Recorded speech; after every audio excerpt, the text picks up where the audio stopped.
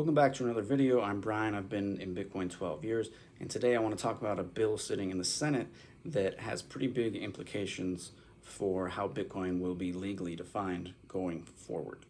It's called the Clarity Act, and it means a lot for Bitcoin's future. It's supposed to finally answer the question that the industry has been asking for more than a decade now, which is, what is Bitcoin in the eyes of the US government, legally speaking? I've watched Congress promise this exact kind of clarity before and let it die. This time kind of feels different, but also more fragile than any attempt I've seen so far. So in this video, I'll show you what the Clarity Act actually does, why it's stuck right now, and what it means for Bitcoin either way this plays out. So what the Clarity Act actually does. Let's start with the basics, because most people have probably heard the name without knowing what it actually solves. Right now, Bitcoin and digital assets in the US fall into a legal gray zone. Depending on who you ask, Bitcoin could be a security regulated by the SEC, a commodity regulated by the CFTC, or something else entirely.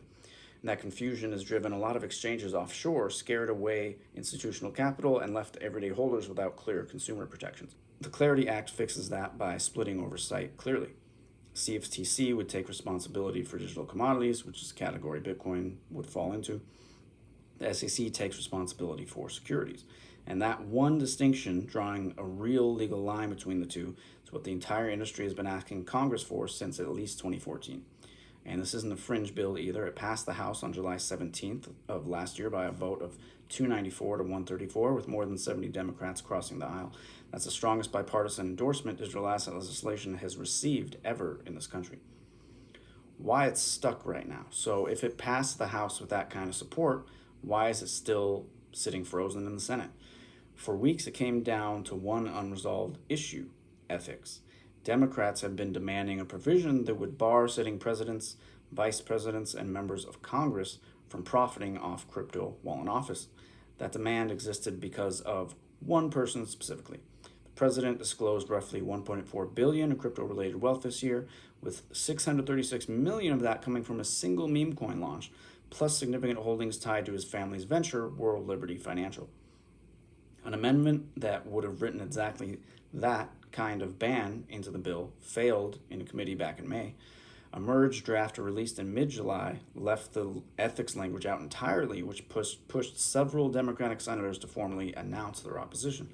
This week, Senator Lummis released updated text that actually includes a real ethics provision for the first time. It bans presidents and other federal officials from issuing or sponsoring crypto, the first concrete limit Congress has ever proposed on how a sitting president can personally profit from crypto. And that's a genuine, meaningful movement, but the fight didn't end there, it just moved elsewhere. Democrats are now objecting to who enforces that ban. As it's written, the Justice Department would be the one responsible for policing it, and Democrats don't trust that agency to hold this administration accountable to its own role. Some of the same senators who supported an earlier version of this bill are now vowing to oppose this one, specifically over that enforcement question. Majority Leader Thune has said publicly that the bill will get a vote, in his words, not sure when yet, but in the next couple weeks. And the math itself keeps getting tighter regardless of how the enforcement dispute resolves. Senator Lindsey Graham passed away unexpectedly on July 12th, which brought the Republican count down to 52 seats. Senator Mitch McConnell has also been missing votes due to an undisclosed hospitalization. Passing anything still requires 60 votes, so Republicans need at least 7 Democrats no matter what. So this isn't a story about ethics getting resolved and the bill sailing through. It's a story about Congress finally agreeing Bitcoin needs real ethics language, and now fighting over who's actually allowed to enforce it, with less than 3 weeks left to sort it all out. What does this mean either way? Here's why I think it matters more than most people realize, regardless of which way it goes.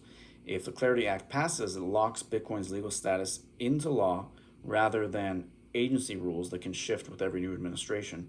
Right now, the SEC and CFTC operate under interpretations that a future chair could theoretically rewrite overnight.